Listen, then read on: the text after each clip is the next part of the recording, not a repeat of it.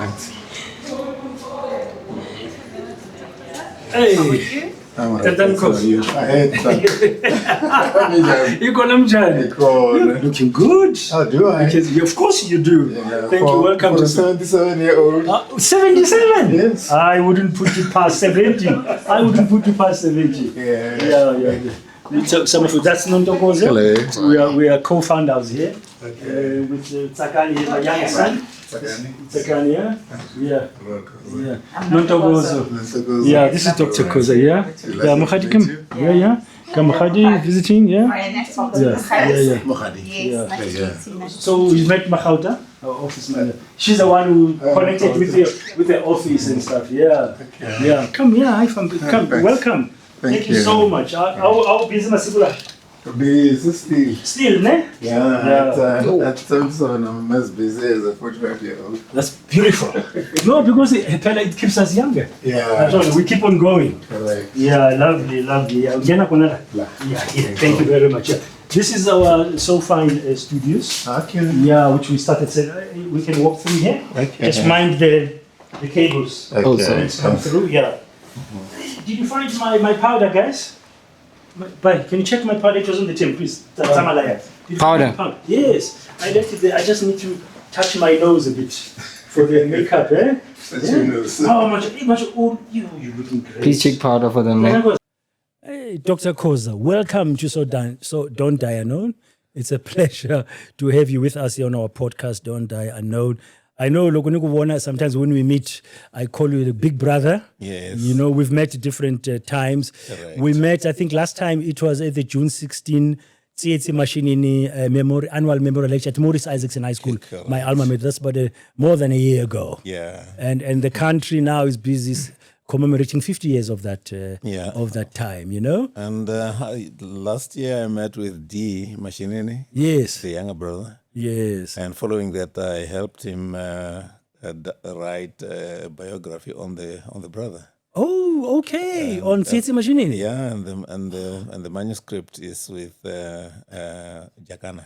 Okay, all the best. You know, CHC Mashinini was my leader at Maurice Isaacson High School. I was in standard 9 when he was already in standard 10. Okay, and he was the leader, but we were in the same debating committee. Okay. So he recruited me into the debating committee. Amazing. Because, we talk too much, some of us. We talk too much, some of us, But there's something I'm curious about because of who you are, and that's music. Yes. You have written, I don't know, more than 60 songs, or you've produced. It's like beautiful. Just tell us more about your music.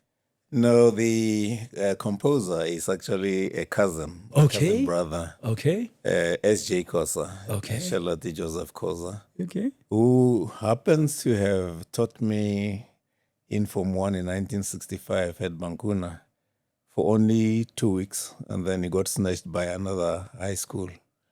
But we maintain contact. Yes. It's essentially a common surname as opposed to close kinship. And in his life, he composed no less than 850 songs. And I made a selection out of the 850 songs, and together with a proper musician, because I'm a pretender to music. Okay. Together with the proper musician, one Mark Chain, we orchestrated the 165. From that huge composition collection. 850, yes. Okay. One of the more better-known songs is Mentiro ya Bula Bula. That's from popular expression. You have a song, and people use it in broadcasting when they're doing good work. But no, Mentiro ya Bula Bula, because it means basically your fruits, your work will be shown. Deeds speak. Deeds speak. And they speak in a language that is understood by anybody. Yeah, beautiful. So you still do music? Do you still? It's done now? It's virtually done. From 2013 to 2018, together with this Mark Chain, we produced 9 CDs. Okay. 3 of which were actually shortlisted for the Summer Awards. Yeah. Okay, I read a book by Julia Cameron, it's an American writer, about that. It's called The Artist's Way, where she argues that people who are in leadership, executives in business, need to find that thing inside them that is creative because it's closer to the soul and balance it with the work. That, in fact, she says in the book that she's seen examples of CEOs who will play guitar with friends at night or form part of club playgrounds or do something artistic. They become better performers in terms of business delivery. How do you see that? I could very well relate to that. Yes. Apart from the production of the 9 CDs, for 8 years I promoted choral music at the time called Ford Choirs. Okay. I organized the choral estate for Dow throughout the country.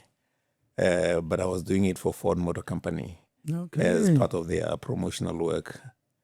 I think the writer is on the mark. On the mark. I mean, In did you see the benefit? Yes. Huge benefits. Okay.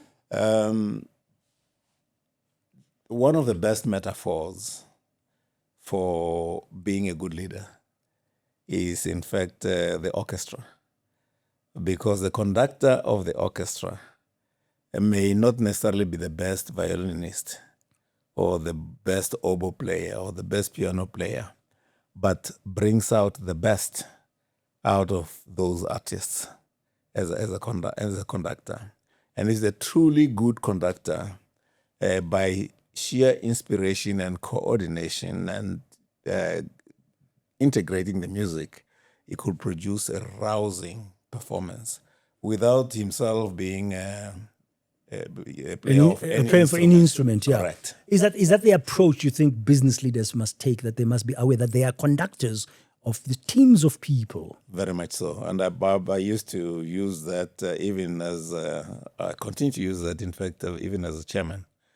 That as a chairman, I'm just first amongst equals. I chair, granted, and I conduct what needs to be conducted, but I'm not necessarily the best in everything. So what makes for good leadership is to understand that even the best of leaders is at times a follower. Yeah. For instance, when I was Yes. at ESCOM, Yes. I was not an electrician. Neither was I a chartered accountant. But the ESCOM years that I chaired are clearly known to have been the best. And all I did was bring out the best from the experts and make sure that they're actually aligned in pursuit of a given goal. So when you are a leader, like a chairman of ESCOM, your approach must be, how do I bring out the best in these various people who are part of the team? Correct. And how do I make sure that all of these talents are aligned in pursuit of a common purpose? What is the most beautiful symphony you've produced in business with that approach?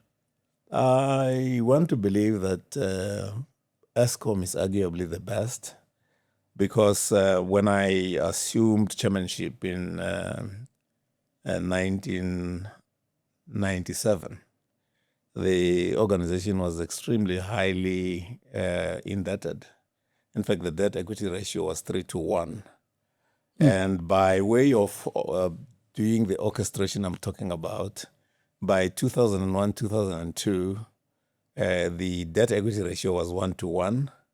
But most importantly, we were actually voted the global power company of the year. Global, not That was in the late 90s.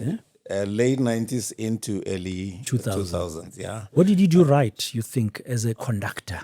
It's essentially recognizing the best in others and making sure that I extract that, but extract it not only in limbo. Yes. Extract it to put that in alignment with other bests.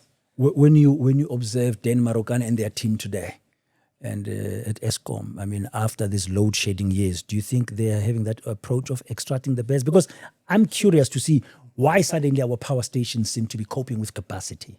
Yes. Then Marokani as well as the chairman, Mteto Nyati, Nyati, yes. appear to be doing the right thing. I'm not saying this because they actually respected me or honored me by way of naming Eskom College after me.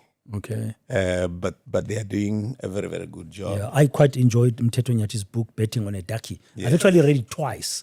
His journey throughout, including at Microsoft and IBM and everywhere, and Altron and stuff like that. He's got that right approach. I think, but some people would say maybe it's sadly lacking in public service today, that kind of approach.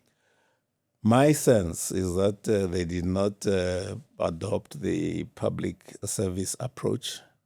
They both came from business, if you like, the private sector. Yeah. And it is the private sector model that they actually used to say, well, we are going to be the best organization regardless of whether or not people call us state-owned enterprises or even parastatals. We are going to adopt the kind of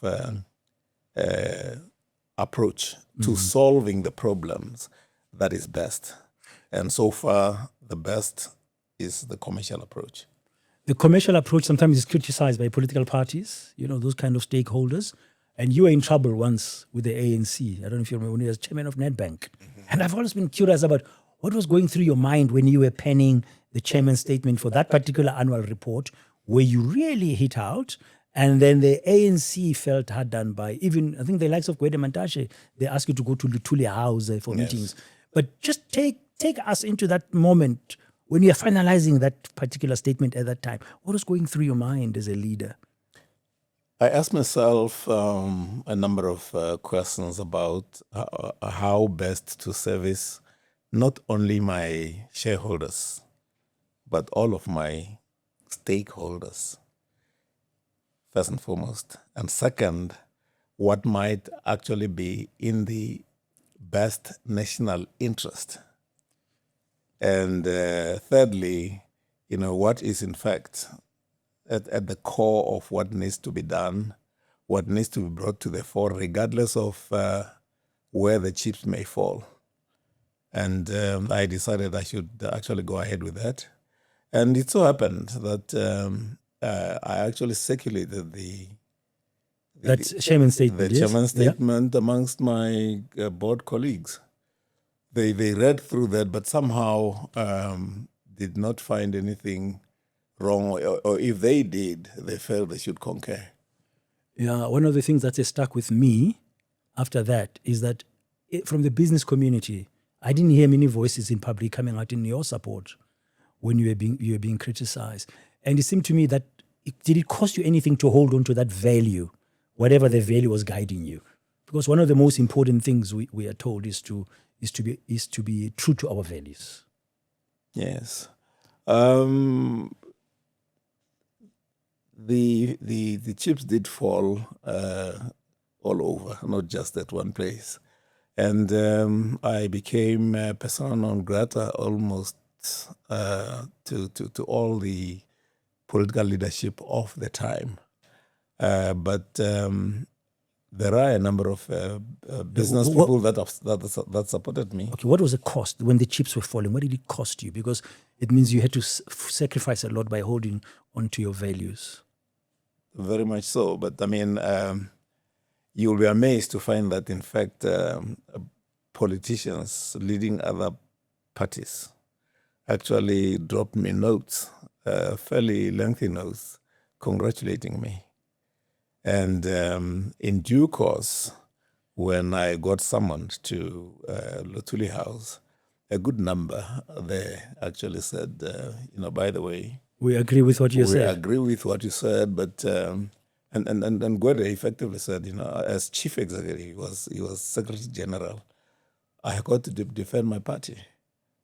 So there was nothing personal. There was nothing personal. It was all political, yeah. But I just want to understand, because I've been curious about it, what is the cost, you say, when leaders hold on to the values? You said, I'm firm on my values. What does it cost you? It can cost you a great deal. Apart from being chairman of Nedbank, yes, which was actually a banker to The ANC. To the ANC. I remember that, yeah. Apart from that, I was also an investor. So a good number of my contemporaries would actually borrow money easily from state-owned enterprises, amongst others, the PIC. And for me, each time I went there, I hit what's named a concrete wall. That is one of the painful consequences. But I wanted to stand on principle, because that actually lingers on even long after you are gone. Yes. Than getting funding for a given project. So if a young leader is sitting in a boardroom today and they're watching us and they've got a situation that's there, what would you say to them? Do they tell the board, fellow directors, that no, this is not the right way to go, even if they fear or concern that it might cost them something? Oh, certainly. I think one should stick to principle. One should stick to one's set of values. Almost relentless. I mean, I think without shaking. Yes. Because that's what lasts, and that's what ultimately is in the national interest. So there is a sense in which the leaders that be in politics at a given time are essentially fleeting, but the nation lasts forever. And there is a sense in which you should actually opt for to be on the side of what is in the national interest. And what about you as a person? Or you suffer in the process. You got to make for good leadership, for ethical leadership, coupled with, if you like, competent leadership. There shall be consequences, some of which may not be pleasant, but there is a sense in which the national interest actually prevails over expediency. Yeah, but where does the intersection happen? I mean, people say, I'm here, I'm working, I've worked hard, I'm a professional, I want to succeed, and I'm doing so well. But then you've got this other pressure. What do you give into? Because also your road, your journey is important in your career to be successful. But if there is a threat there, I mean, put it another way, was there a time when you doubted maybe? Sometimes your inner voice was telling you something else, that, no, Khoza, don't go there. Leave this for now. You can deal with it differently. No, not at all. Perhaps to a degree I could blame that to my upbringing.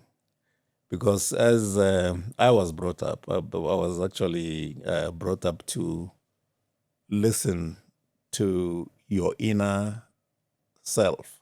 And I was brought up in a Christian family, but a Christian family that also believed in Ubuntu, that believed in the supremacy of the human personality, the human personhood. In the longer term, I was given to understand I should stand to benefit that, as opposed to submit or succumb to expediency. How did that look like, that upbringing? Though you've mentioned a number of things there. How did it actually look like? How would you define it? Well, my father was a preacher, so Christianity came into the picture. I also grew up at a Nazarene mission station, working for missionaries.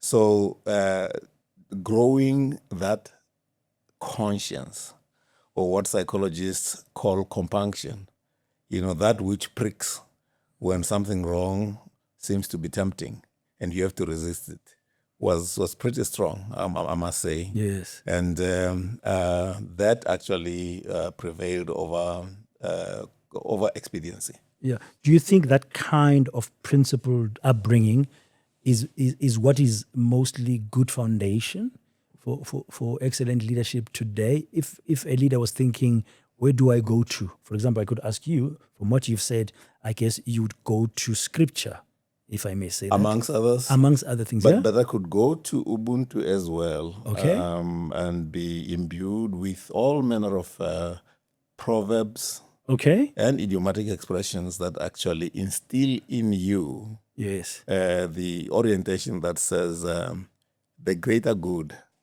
is what you should actually work for, as opposed to expedient but short-term benefits. Yeah, sometimes I get a sense people say umuntu when you talk about Ubuntu, umuntu ngabantu, you know, it's like a thing we just say blasé now. But for you, then, what does Ubuntu really look like? Ubuntu, for me, revolves around beyond personality, but personhood. That which you earn by dint of doing good. And it involves a number of values: caring, sharing, being compassionate beyond being just passionate about yourself. Compassionate is to do with the next, significant or even insignificant others. Yeah. So those are actually, for me, very, very important as forces that actually build your personality, that enables you to go beyond self-serving activities. Some people argue with the challenges we're having in the country today, for example, the whole issue of illegal migration, the way we're dealing with it just broadly, South Africa is being criticized, but Ubuntu, that kind of setup. But in the world of business as well, I mean, we've had challenges recently about an employee of a company who apparently was denied sick leave and happened to die there, according to the reports. And I'm thinking, okay, South Africa uses this expression a lot, Ubuntu. Are we losing it? Well, some of our leaders actually never even subscribe to it, let alone our crops of leadership. Yeah. Yeah, well, a good number of them. Even some of the people who meant to mentor me. Some of the mentoring actually goes beyond just talking in the boardroom. Who mentored you? One, God, bless his soul, was Dr. Conrad Strauss. And one debate that we had was almost similar to your line of questioning. Yes. That said, Khoza, business is not Ubuntu. It's about profit. Business is not democracy. Business is about making profits. And I asked him the question, if business is not democracy, what is it? And he was stuck for a moment. And I said, the opposite of democracy is autocracy. Do you think you can, in today's complex organization, actually be an autocrat and succeed? The situation is so complex that you cannot figure it all out. It's not figure-outable by a single individual. You actually have to rely on the team. So the understanding by business leaders today should have that kind of approach. Certainly. And so we argued further, and I said, well, at times you might actually have to put your foot down, but after taking everything into account. And he said, no, the most important thing you should, instead of reading the soft things about Ubuntu, have you read René Descartes? And I said, yes, I have certainly read René Descartes, and I don't agree with him. René says, cogito ergo sum. In other words, I think, therefore I am. Yes. And I argued that you cannot even think without vocabulary, and the vocabulary he gained from his mother, from his peers, and from reading books, and from all of those are community-based as opposed to, I think, therefore I am. So a community approach is important. The other thing you said, I said, the way you were brought up, you mentioned your faith, your spirituality, but you mentioned Ubuntu as well in the intersection. But I know you love music. I want to go back there because you need time out. You are such a busy guy. I know that for sure. What do you do when you are not being in that chairperson position? When you are not being Dr. Reuel Khoza, like I saw you in action in Soweto last year. Yeah. What do you do? Things like those, NGOs, numerous NGOs call me to go and share views. So I do that, not as a job. No, but what do you do for yourself? For myself, music is my main attraction. It's not only my labor of love, but I listen to music, virtually all genres of music, but mainly classical and choral. Okay. If there was a biggest failure in your mind that you faced or as a leader up to now, okay, or regret, maybe let me use that word, regret. If there's something that is really, when you're looking in the mirror alone, think, hey, Khoza, you could have done much better there. Where is it? Where do we find it? I could possibly have balanced Ubuntu and capitalism. Have Ubuntu be the face, the more acceptable face of capitalism. In going into business, because I'm from 1981, I've not been employed by anybody. I have been 1981? From 1981 March. I've had no boss. I mean, even as chairman of ESCOM, I was an independent chairman. Even as chairman of NetBank, I was independent, and we had to accept a modus operandi that also took care of my worldview. I was not employed as such. I was engaged as a director or as a chairman. So from 1981, as I say, I've not been employed. I've been more of an entrepreneur. If anything, I created employment for so many others. Currently, I employ. I'm also a pretender to farming, and as a farmer, I employ, particularly during the season, yes, anywhere between 380 and 400 people. What's the farming crop? It's avocado, pears, and macadamia nuts in Mpumalanga. Yeah, we are currently in the country bemoaning unemployment rates. Yes. Do you think if a young leader or young person is watching now and thinking, okay, what can I do with my future? Because, the world is different, more different than it was in 1981. But you took the baton of entrepreneurship. What would you say to a young person who's trying to work out now? How do I go forward with my life? Well, there are those who would say, follow your dream. And I would say follow that dream, provided it's a wakeful dream. It's a dream that you dream awake. Because dreaming asleep, anybody can do that. Any fool, any loiterer can dream asleep. So follow your life's calling. Develop a vision and pursue it. Whether that was in 1981 or today. It's still applicable. And if you feel you would be of greater use to the community, to society, to the nation as an entrepreneur, that's what you should actually cultivate ways of excelling in or being an expert in. So I would say it doesn't really matter when it is. It's that which actually drives you.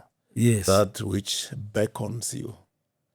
That which excites you. Yeah. You must listen to that and say, correct. I'm going to follow it. And pursue it. But pursue it vigorously, unrelentingly. It must be a passion. But even as you are passionate about pursuing it, be compassionate about others around you. And you asked me a question about any regrets, big regrets. Yes. If you follow that somewhat blindly, you might also regret, because other humans are self-serving, and they are actually out to almost exploit you, if one can use that. I have been pretty generous in making shares available in working with colleagues. And to a degree, I regret having been overly generous. Commercial considerations say, well, don't give away things like shares easily. Was it not Ubuntu? That's where Ubuntu did me in, because I thought, because I thought, people will actually reciprocate. They would actually return my generosity with esprit de corps, with even harder work. And they didn't. But they're doing quite well now. I'm doing fairly well, but I could have done better had I been a little bit greedier. I'm thinking a little bit greedier. But from a values perspective, that's not right to be greedy, isn't it? It's not, which is why I You didn't. Yeah, I didn't. You didn't do it. Yeah. Earlier you mentioned mentorship. You are saying if there's a young person I was asking you, they must follow their dream, but a wakeful dream, passionately, and pursue it and know it. Yeah. But you also mentioned you had a mentor. Yes. How important? A number of mentors. Is it important to have a mentor? Oh, it's critical, because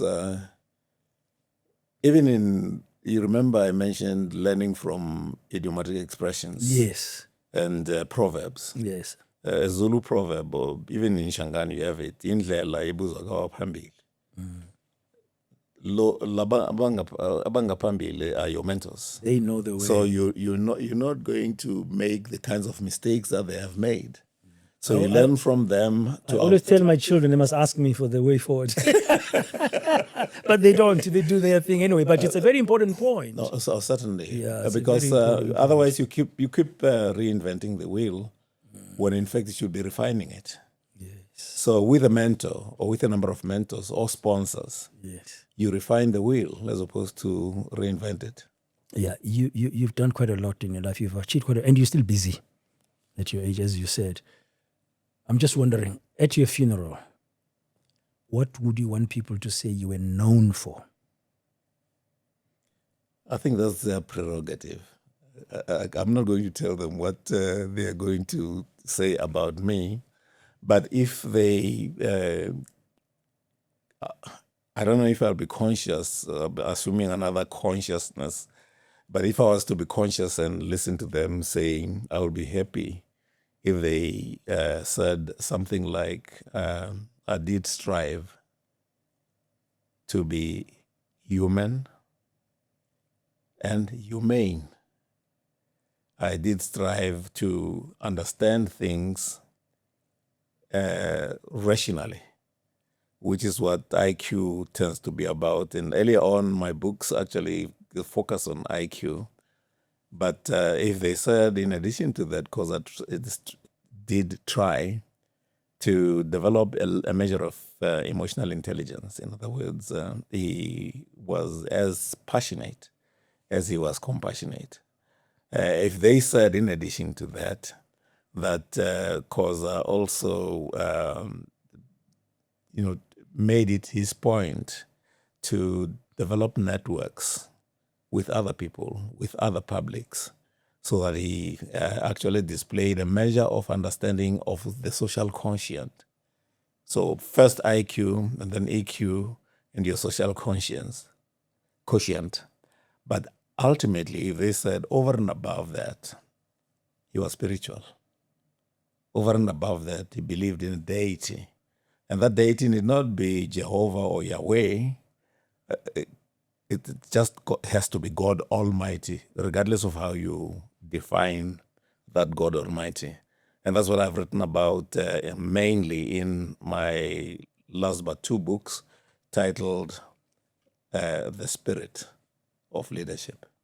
So if they can say he tried to develop those dimensions and also helped to, or tried to be a philanthropist. I've built a number of churches. I've built a school, and that school in the Mpumalanga economic area was the first one to actually produce an actuary, right in the so-called bushes. So if they said he also, to a degree, tried to be a philanthropist to lift as he rise, I would be grateful, even as somebody who has crossed over. I can see that long speech happening there. Thank you very much. Thank you very much. That's so great. I appreciate it. Thank you so much. Much appreciated. No, much appreciated for your time, you know. Yeah, thank you so much.